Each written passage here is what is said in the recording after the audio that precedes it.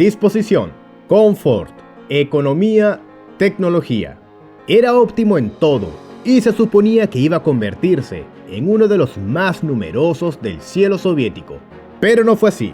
Hola amantes de la aviación, les saluda Sky y hoy vamos a conocer un avión cuya historia está llena de luchas y esfuerzos por alcanzar los rayos de la gloria que se convirtieron en problemas que no le permitieron salir de la sombra de sus predecesores.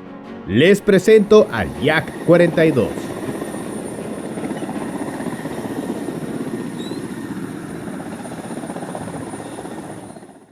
En octubre de 1966, el Yak-40, un avión a reacción ligero destinado a las aerolíneas locales, surcó por primera vez el cielo soviético, combinando cosas aparentemente incompatibles. Por un lado, era increíblemente sencillo y poco exigente, lo que permitió conquistar cientos de pequeños aeropuertos en toda la Unión Soviética y más allá. Por otro lado, supuso una chispa de progreso para las aerolíneas locales, familiarizadas únicamente con los viejos, lentos e incómodos aviones de pistón. Un reactor rápido e inconfortable parecía un verdadero avance. El equilibrio entre sencillez y facilidad de fabricación convirtió al Yak-40 en objeto de adoración y en uno de los aviones civiles soviéticos más populares, del que se produjeron más de 1000 unidades. Y ahora llegamos a principios de los años 70. Una vez resuelto el problema de la flota de transporte aéreo local, Aeroflot empezó a modernizar la flota regional. Los aviones Il-18 y Tu-134 ya estaban anticuados y pronto tendrían que ser sustituidos. Ni siquiera sé qué es más irónico, si el hecho de que el Tu-134, que en aquel momento tenía 5 años, ya se considerara obsoleto, o que el avión que se consideraba obsoleto en los años 70 siguiera volando durante otro medio siglo después. En cualquier caso, la aerolínea quería un nuevo avión para sustituirlos, uno más eficiente, cómodo, sencillo y económico, que cumpliera los requisitos de la época. Confiando en el éxito del Yak-40, Yakolev propuso el concepto de escalado, fabricar, de hecho, el mismo avión, pero simplemente más grande. La idea pareció buena a todo el mundo y en 1972, la oficina de diseño recibió un pedido. A pesar de la simplicidad de la idea, había muchos matices en su puesta en práctica. A los ingenieros de Yakolev se le ocurrieron muchos conceptos, algunos de ellos muy exóticos, pero las desviaciones del plan se dejaban de lado. Había que hacer un modelo base y fantasear después. La primera pregunta era, ¿a qué escala? Las dimensiones del avión dependían de la capacidad y la planta motriz. A medida que se desarrollaba el proyecto, la capacidad aumentó de 64 a 114. La planta motriz al principio suponía 2 motores D30, muy populares en aquella época. Pero los D30 ya eran un poco viejos, demasiado ruidosos y voraces, y entonces los Yakolev consideraron el D36. El D36 era un motor totalmente nuevo con un completo conjunto de características avanzadas y una relación de derivación de 5:34, lo que suponía un enorme paso adelante. Comparado con el rugiente D30, el D36 era más silencioso. Su consumo de combustible se había reducido en un 20%. Era más fiable y, lo que era muy agradable, era más limpio, deshaciéndose por fin de ese estela humeante que le clavó al Yak-40 el apodo de colilla. Pero a la hora de utilizarlo surgió un problema. Con un empuje de 63,7 kN, el D36 era más débil que el D30, lo que significaba que en lugar de 2 motores, habría que instalar 3. Pero con 3 motores, el empuje era excesivo, así como el consumo de combustible, y para garantizar el equilibrio, había que aumentar el tamaño del avión. Así que la capacidad del nuevo avión de pasajeros aumentó a 120 plazas, casi el máximo del Il-18, y la mitad más que el Tu-134. La siguiente pregunta era cómo colocar estos 120 asientos y la respuesta fue radical. El diámetro del fuselaje es de 3,8 metros con una cabina que puede acomodar 6 asientos en fila según el esquema 3+3. Este es el nivel del gran Tu-154. ¿No es demasiado para un avión regional? Hay muchas explicaciones. Desde el deseo de aumentar el confort hasta la idea de unificar las cabinas de distintos aviones. Tal vez existiera el deseo de competir con el Boeing 737, o tal vez sea el tamaño. Con disposiciones de 5 o incluso 4 asientos en fila, como en el Tu-134, un avión de pasajeros de 120 plazas resultaría muy largo. También existen aviones de este tipo, pero en cualquier caso, dada la necesidad de trabajar en aeródromos poco preparados, esto podría convertirse en un problema. Otra cuestión es el ala. Había que elegir entre una ala recta como la del Yak 40, con mejores prestaciones de despegue y aterrizaje, pero con menor velocidad, o barrida, con argumentos opuestos. Yakovlev quería ser la primera opción y los clientes la segunda. La elección era difícil. Incluso la maqueta de la aeronave se hizo de tal manera que una consola de ala era recta y la segunda fue barrida. Como resultado, se decidió equipar el primer prototipo con un ala recta para comenzar las pruebas más rápido y poner el ala barrida más tarde y entonces, finalmente, decidir cuál es mejor. A pesar de todos los argumentos, la aplicación de conceptos probados dio sus resultados. El trabajo fue tan rápido que superó los plazos previstos. En nuestra época es difícil imaginar algo así. Iniciado en 1972, ya en 1974, el proyecto se encontraba en la fase de lanzamiento del primer prototipo. Y así nació el Yak 42. El lanzamiento del nuevo avión confirmó inmediatamente las ventajas de la aplicación del concepto de escalado. El Yak 42 parecía un Yak 40 grande. Una ala baja, cola en T, 3 motores en la cola, ventanas redondas. Incluso la rampa de cola permanecía en su sitio.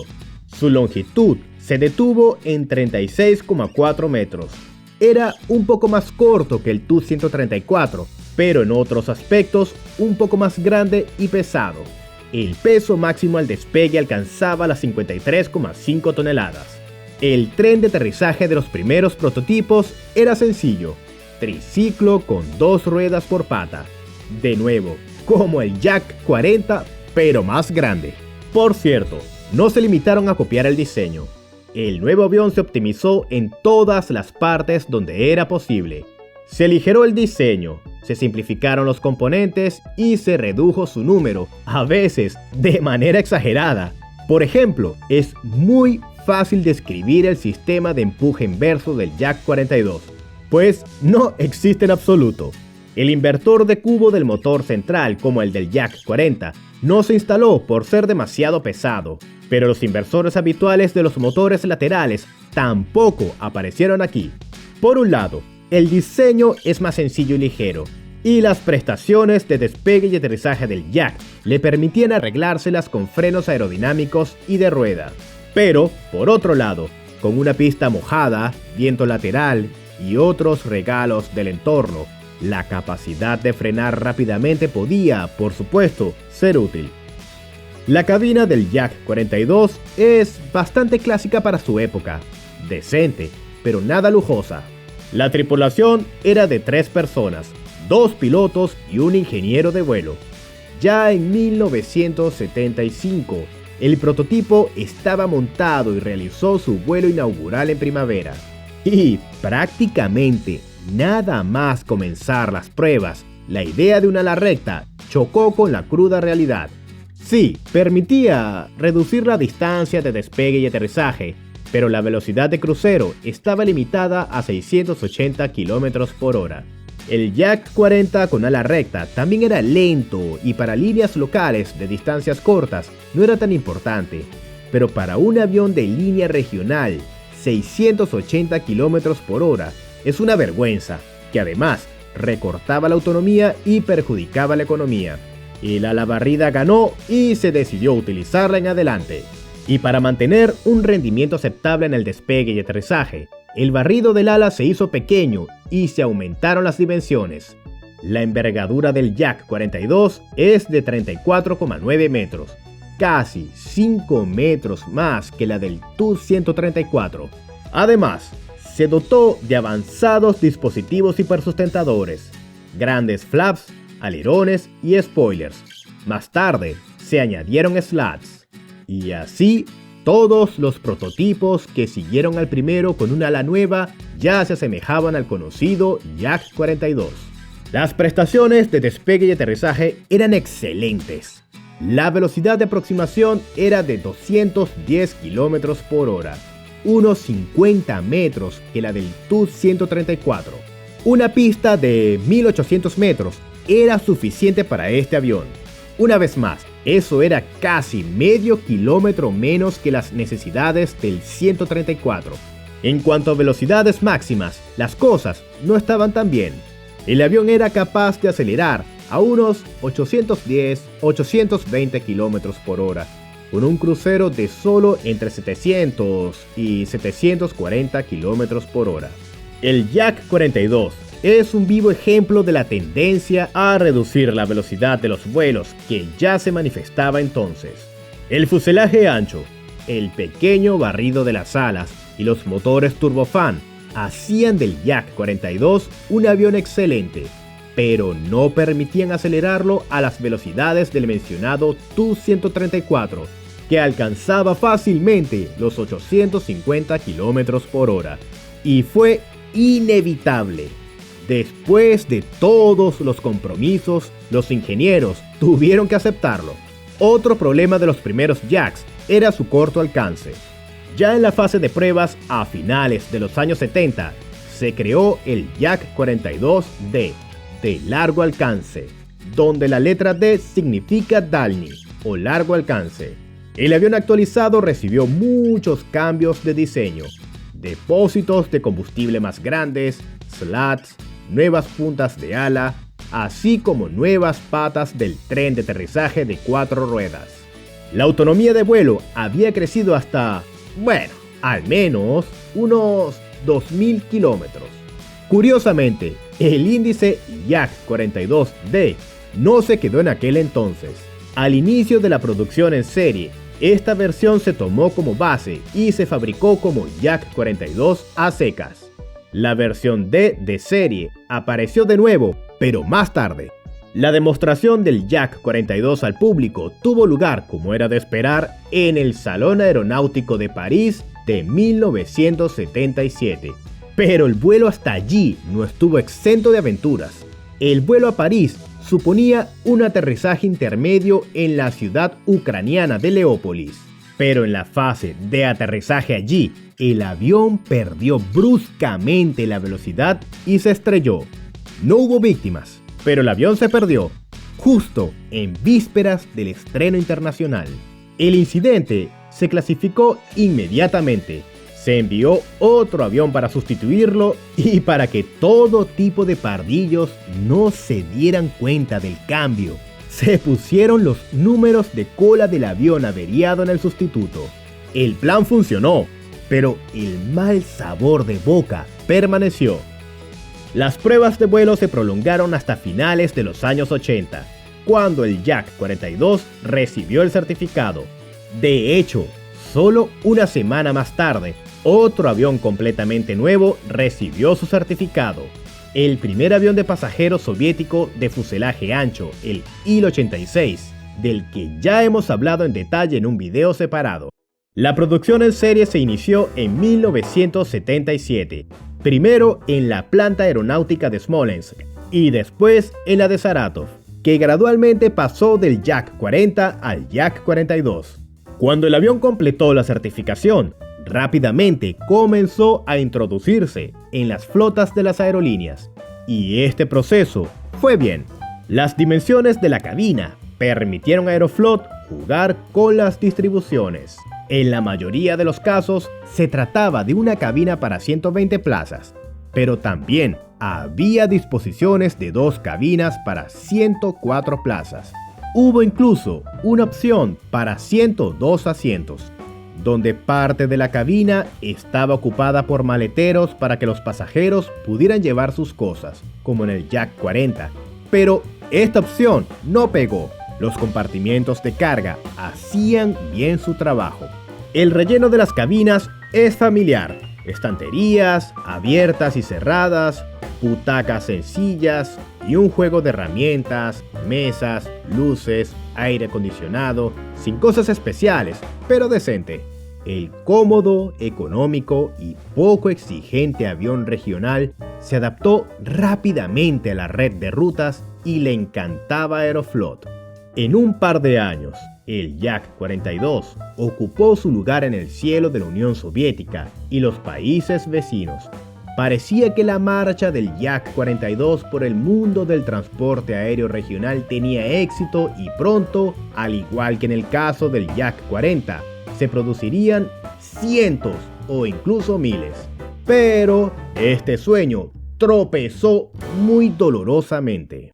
En el verano de 1982, un Yak 42 que volaba de Leningrado a Kiev entró repentinamente en picado y tras perder el control, se desplomó y se estrelló, cobrándose la vida de 124 personas. La terrible catástrofe causó una enorme resonancia y aún más resonancia causaron los resultados de la investigación. Resultó que la causa del accidente fue el fallo del mecanismo estabilizador. Lo que era aún peor es que se trató de un error de diseño. El defecto estructural sistémico provocó que toda la flota de Yak 42 quedara en tierra y no volara durante 2 años enteros. Y también se detuvo efectivamente la producción. Y todo esto ocurrió al comienzo de la operación.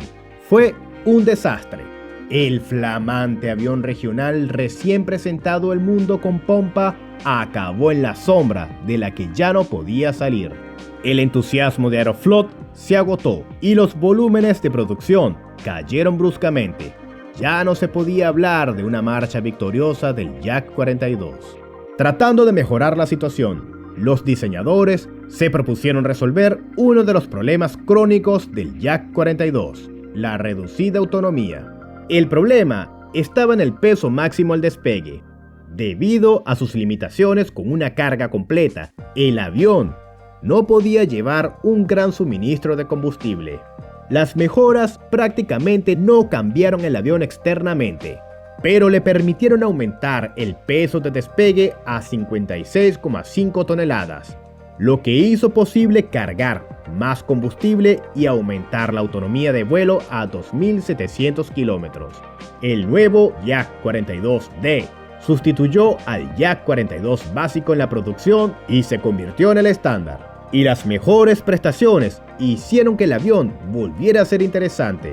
Empezó a integrarse no solo a Aeroflot, sino también para su exportación a Cuba y China. Parecía que la vida del avión mejoraba, pero se produjo otra catástrofe. Esta vez no del avión, sino de todo el país. El colapso de la Unión Soviética. Sus lazos logísticos y la grave crisis económica golpearon duramente a toda la antigua industria aeronáutica soviética. Lo que también afectó a los Yakovlev, que hicieron todo lo posible para que el proyecto sobreviviera. Y así, el Yak 42 comenzó a utilizarse como laboratorio volante. Uno de estos aviones se convirtió en plataforma para probar el motor PropFan D236. Hubo un intento de modernización a gran escala del avión, mejorando los sistemas, alargando el fuselaje y aumentando la capacidad, pero las cosas no pasaron de una sola máquina, y otros proyectos corrieron la misma suerte. Había un problema con la demanda de aviones de pasajeros. Las nuevas compañías aéreas estaban hambrientas económicamente y no podían permitirse comprar nuevas máquinas. La fábrica de aviación de Saratov atravesó los años 90 con una tenacidad admirable, continuando con una producción limitada, pero a principios del siglo XXI finalmente se había quedado sin fuerzas.